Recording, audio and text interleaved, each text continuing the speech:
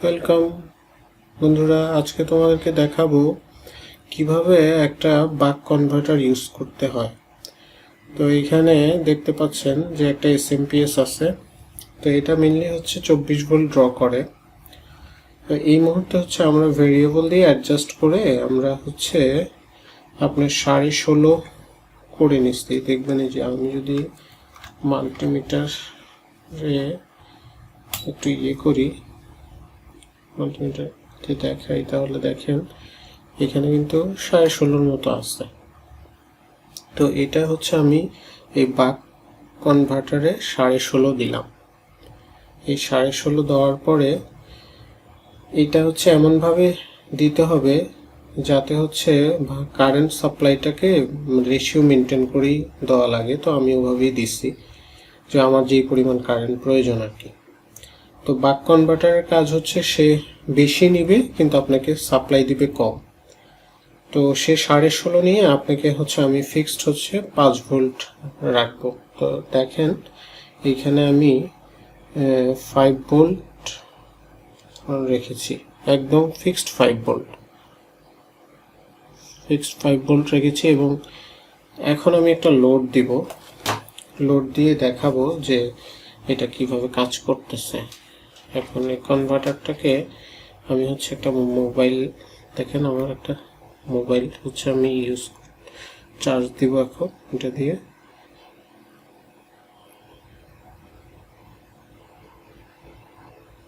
দেখুন চার্জ হচ্ছে, এবং এইটা একটা না, আমি প্রায় 3-4টা মোবাইল একসাথে চার্জ দিতে পারি কেবল কানেক্ট করে, মানে 2-3টা কেবল কানেক্ট করে। তো এখন যদি আমি এটা চার্জ দিচ্ছি, খুবই ভালো কথা, এটা এখানে রাখলাম, এটা চার্জ হচ্ছে। এখন আমি দেখাবো যে অ্যাম্পিয়ারটা কত নিচ্ছে। দেখেন এটা যখন চার্জ নিতে থাকবে,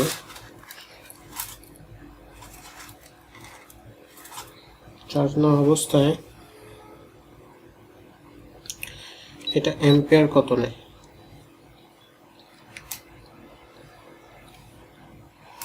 দেখুন, এটা কত অ্যাম্পিয়ার নিচ্ছে, 0.06 অ্যাম্পিয়ার নিচ্ছে। তো 0.06 অ্যাম্পিয়ার মানে হচ্ছে আপনার হচ্ছে 60 মিলি অ্যাম্পিয়ার, 60 মিলি অ্যাম্পিয়ার সে কারেন্ট নিচ্ছে। এইভাবে করে আপনি এই বাক কনভার্টার দিয়ে অনেক কিছুই চার্জ দিতে পারবেন, কম্পিউটার চার্জ দিতে পারবেন, মানে ল্যাপটপ চার্জ দিতে পারবেন, তারপরে হচ্ছে বিভিন্ন গ্যাজেট চার্জ দিতে পারবেন। 5 ভোল্ট, ইচ্ছে করলে 12 ভোল্টও দিতে পারবেন। হাইয়েস্ট এখানে হচ্ছে 36 ভোল্ট দেওয়া যায় আর কি।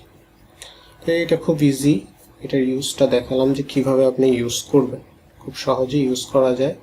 এখানে চাইলে 24 ভোল্টও রাখা যায়, তো আমি ওটা প্রয়োজন হয়নি আর কি। আমার যে পরিমাণ কারেন্ট দরকার তার জন্য আমি 16.5 রেখে 5 ভোল্ট করছি, এতে খুব সুন্দর মতো কাজ করতেছে। সো ভিউয়ার্স, আজকে এই পর্যন্ত, ভালো থাকবেন। টেক এন্ড টাইমে আপনাদের সবাইকে স্বাগতম।